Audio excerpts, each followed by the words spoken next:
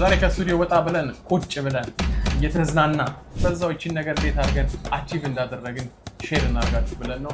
ብዙ ጊዜ በክሬዲት ካርድ ወይ በዴቢት ካርድ ተጠቅማችሁ ትሪፕ መሄድ ትችላላችሁ እንላለን። ዛሬ ደግሞ አድርገነው ስለ ክሬዲት ካርድ ተጠቅማችሁ ክሬዲት ካርድ ፖይንቶች ተጠቅማችሁ ዲትራቨል እንደምታደርጉ ዛሬ ቼክ አውት እናደርገዋለን ማለት ነው። ያ እና ይሄን ፕላን ትሪፕ ፕላን ስናደርግ በነፃ ወር ክሎዝ ነፃ ከሆነ እስቲ እናድርግ ብለን ሞከርን። ያው ዜሮ ምንም ሳታወጡ የምትሄዱበት መንገድ የለም። you need to spend some type of money ግን ነፃ ክሎዝ መጠጋጋት ይችላል። እንዴት ነው ይሄን ነገር ማድረግ የምንችለው? ወይም ደግሞ ክሬዲት ካርድ ፖይንቶቹን እንዴት ነው ያገኘነው? እኛ ፐርሰናሊ ብንል ሶስት መንገዶች አሉ አንድ ክሬዲት ካርድ ፖይንቶች ለማግኘት። አንደኛው ቦነስ ፖይንት ኢንትሮዳክተሪ ቦነስ ፖይንት የሚባል አለ። ይሄ ገና አዲስ አካውንት ስትከፍቱ ቦነስ ይሰጧቸዋል ማለት ነው። የሆነ ያህል ገንዘብ ስታወጡ 100,000 ፖይንት 20,000 ፖይንት ይሰጣቸዋል ይላል ነበር። አት ዘ ታይም እኛ ስናወጣ እኔና ቼስ ሳፋየር ፕሪፈርድ የሚባለውን ካርድ 5,000 ስፔንድ የነበረው 100,000 ፖይንት የሚሰጥ ነበረ። እሱን አወጣን ማለት ነው። ስለዚህ አንደኛው መንገድ ይህንን ነው። ቦነስ ፖይንት አግኝታችሁ ፖይንት ታገኛላችሁ ማለት ነው። ያው በቃ ማለት ክሬዲት ካርድ ካወጣችሁ በኋላ $5,000 እዛ ክሬዲት ካርድ ላይ ስትጠቀሙ ክሬዲት ካርዱ 100,000 ፖይንት ይሰጣችኋል። ቫልዩ የ100,000 ፖይንት ስፔሻሊ ቼስ ላይ ካሽባክ ዳይሬክት ካሽባክ ብታረጉት $1,000 ነው።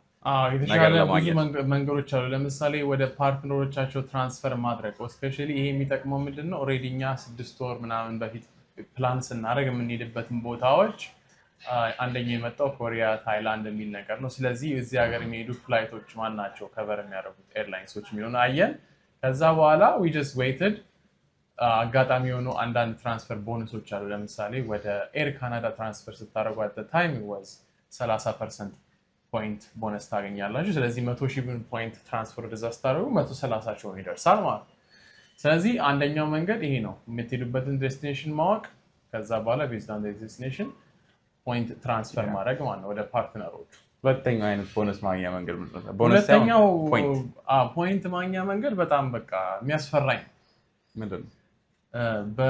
ባወጣችሁ ቁጥር ፖይንት ታገኛላችሁ የሚባለው ማለት ነው። ይሄ ማለት ሬስቶራንት ሄዳችሁ ስታሉ 3 ፖይንት እንትን አንድ ብር ስታወጡ 1 ፖይንት ምናምን የሚል ነገር ነው። እኔ እሱ ብዙም እንትን አይለኝም። ለምን ማውጣት አለብህ ብዙ ገንዘብ።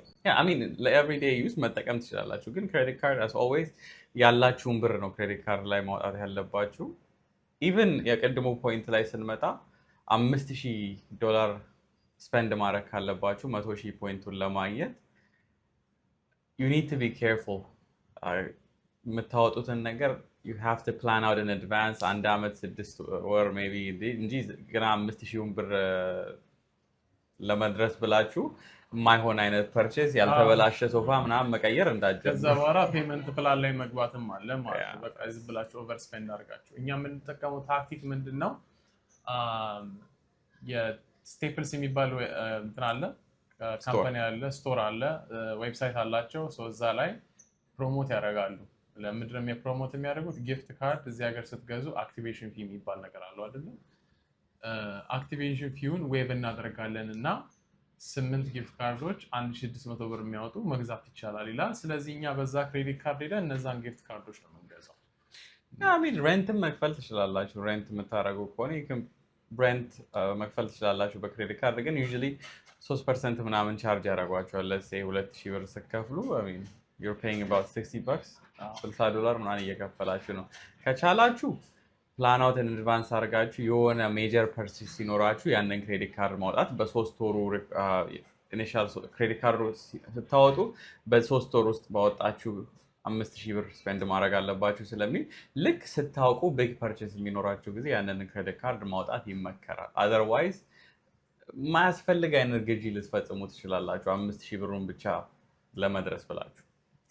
እና ሚኒመም ስፔንዱን እኛ በስት የምናደርገው ያላት ስቴፕል ሄደን ፕሮሞሽን በሚኖርበት ሰዓት ላይ ምንም አክቲቬሽን ፊ 1,800 ብር የሚያወጣ ጊፍት ካርድ ለምሳሌ 5,000 ከሆነ ወይ ፔመንት ማድረግ ያለብኝ ቦነሱን ለማግኘት። ይሄ ያው እንደ ባንኩ ይለያል፣ እንደ ክሬዲት ካርዱ ይለያል። ጀስት አን ኤግዛምፕል ነው። ስለዚህ ስቴፕልስ በ1,800 ብር ጊፍት ካርዱን ገዛና ያንን ኖርማል ዴይ ቱ ዴይ ለምጠቀመው ነገር ብቻ ስፔንድ አደርጋለሁ ማለት ነው። እንጂ ገና ለገና 5000 ብር መድረስ አለብኝ ብለህ ከባድ እዳ ውስጥ መግባት አያስፈልግም። እዛ ደግሞ መክፈል ሊያቅትም ይችላል። ሌላኛው ሶስተኛው መንገድ ደግሞ ክሬዲት ካርድ ፖይንት ማግኘት የምትችሉት ራኪተን የሚባል ዌብሳይት አለ። ራኪተን ላይ ትገቡና አካውንት ክሬት አድርጋችሁ ኮኔክት አድርጋችሁ በኋላ እያንዳንዱ ኖርማል ፐርቼስ የምታደርጉት ነገር ኦንላይን ወደ ፖይንት ተቀይሮ ወደ አሜሪካን ኤክስፕረስ ፖይንት ይሆንላችኋል ማለት ነው። ሶ እሱ ባንክ ቦነሶችን ምናምን ብዙ ነገሮች አሉ። ሶ ጎ ሄድ ኤንድ ቼክ ኢት አውት። ራኪተን የሚባል ግን የአሜሪካን ኤክስፕረስ ካርድ ያስፈልጋል። ራኪተን is a very good ከሱ ራሱ አንድ 300 ምናምን ብር ማግኘት ትችላላችሁ just for creating a Rakuten account, right? ራኪተን አካውንት አውጥተህ ባንክ አካውንት ስታወጣ 30,000 ፖይንት ምናምን አላቸው። ሌላው ነገር እሺ ፖይንቱን እንዳለ አገኘን እንዴት አድርገን ነው ሪዲም የምናደርገው የሚባል ነገር አለ። አሁን የመጀመሪያ ሰጀሽኔ ሁል ጊዜ ዶንት ስፔንድ ኢት። ለምሳሌ ቼስ ክሬዲት ካርድ ካላችሁ ቼስ ላይ ከተጠቀማችሁ ዳስ ዘ ሊስት በቃ ትንሹን የምታገኙት ገንዘብ እዛ ላይ ቫልዩ አይኖረውም በደንብ። ሶ ቤስት ቲንግ ቱ ዱ ኢዝ ትራንስፈር ፓርትነሮቻቸው ጋር ቦነስ ሲኖር እና እነዛን ፓርትነሮች መጠቀም እንደምትጠቀሙ ካወቃችሁ ያንን ቦነስ ፖይንት ተጠቅማችሁ ኦፈሩን ተጠቅማችሁ ትራንስፈር ማድረግ ወደ ፓርትነሮቹ። ስለዚህ you get more። ለምሳሌ ከረንትሊ ቨርጂን አትላንቲክ 40% ቦነስ ይሰጣል።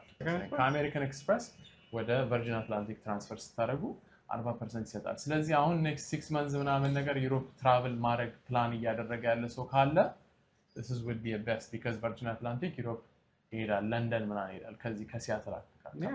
ሌላ ቦነሶች ደግሞ ነው ሜሪየት ሀያት ምናምንም እንደዚህ ቦነስ ይሰጣሉ ወደ እነሱ ትራንስፈር ስታደርጉ።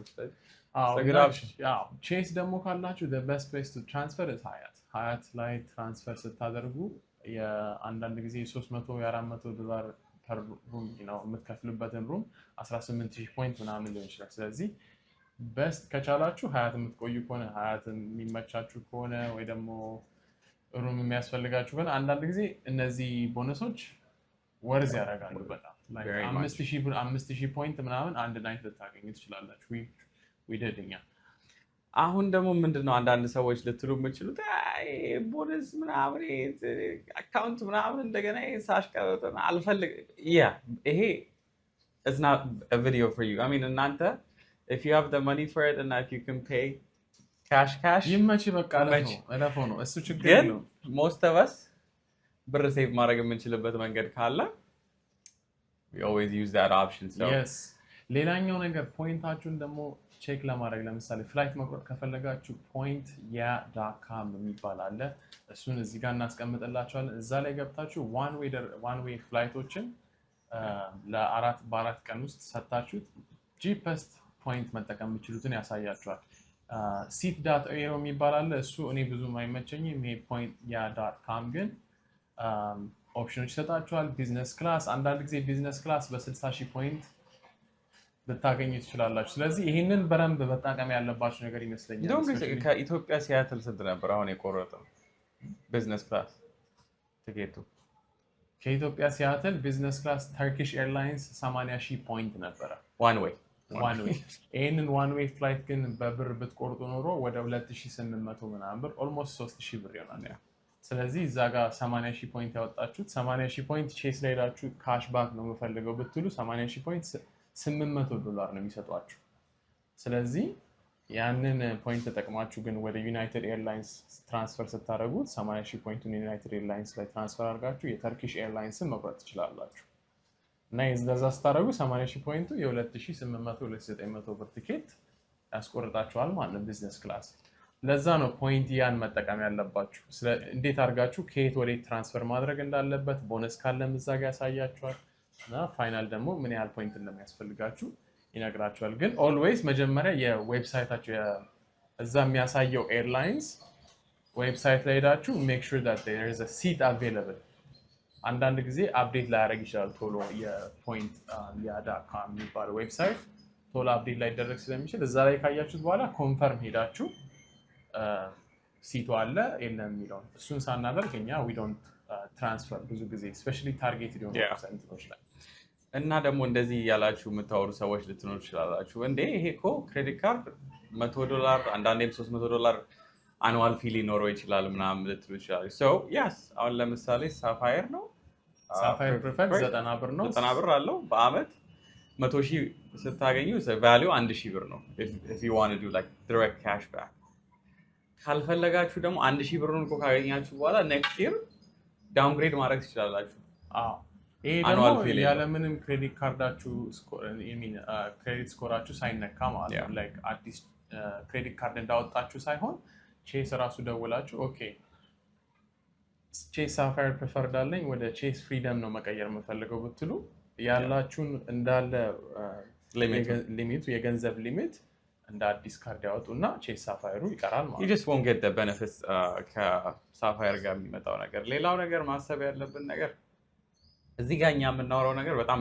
ሰርቪስ ሌቭል ነገር ነው እና ሄዳችሁ በደንብ ሪሰርች ማድረግ ሊኖርባችሁ ይችላል ጥያቄ ካላችሁም just leave it in the comment section እኛ የተቻለን ያህል መመለስ እንችላለን ሌላም ቪዲዮ in detail መስራት እንችላለን ግን በደንብ መጠንቀቅ ያስፈልጋል የክሬዲት ካርድ ነገር እና የማይሆን አይነት ዴት ውስጥ ሊያስገባችሁ ይችላል so በደንብ ተጠንቀቁ መጀመሪያ ዴቢት ካርዳችሁን ብሩን ማኔጅ በስርዓት የማያደርግ ሰው ክሬዲት ካርድ ያውጣ ተብሎ አይመከርም ይመከራል ክሬዲት ካርድ ወረቀት ምንም መያዝ የለበትም ግን እንደዚህ ፋይናንሻሊ ሪስፖንሲብል የሆናችሁ ሰዎች ይሄንን ኦፕሽን ተጠቅማችሁ you can get more value from your money እንጂ ሬስፖንሲቢሊቲው እናንተ ላይ ነው as always እና ቤስት ደግሞ የምንላቸውን ክሬዲት ካርዶች እና እኔ የምንጠቀማቸው ለምሳሌ ዴይሊ የምንጠቀማቸው ክሬዲት ካርዶች አሉ አንዳንድ ስፔሻል የሆነ ነገር ሲኖር ስፔሲፊክሊ የምንጠቀማቸው ክሬዲት ካርዶች አሉ እነሱን we can list out for you guys ሁሉም ሰው 20-30 ክሬዲት ካርድ ይኖረው እያለን ሳይሆን I think በ3 በ2 ክሬዲት ካርድ 4 ክሬዲት ካርድ you can do በጣም ብዙ ማኔጅ ማድረግ ይከብዳል 20-30 እሱም በጣም ከዛ ሚስ ፔመንት ምናምን ይመጣል ስለዚህ የዛሬ ቪዲዮአችን ይሄ ይመስላል አዲስ ነገር ያያችሁት ነገር ደግሞ እኛ ኤክስፕሌን እናደርግላችሁ ወይም ደግሞ ተጠቅመነው የምናውቅ ነገር ከሆነ ቼክ ማድረግ የምትፈልጉ ነገር ካለ ኮሜንት አድርጉልን Thank you for watching. Peace.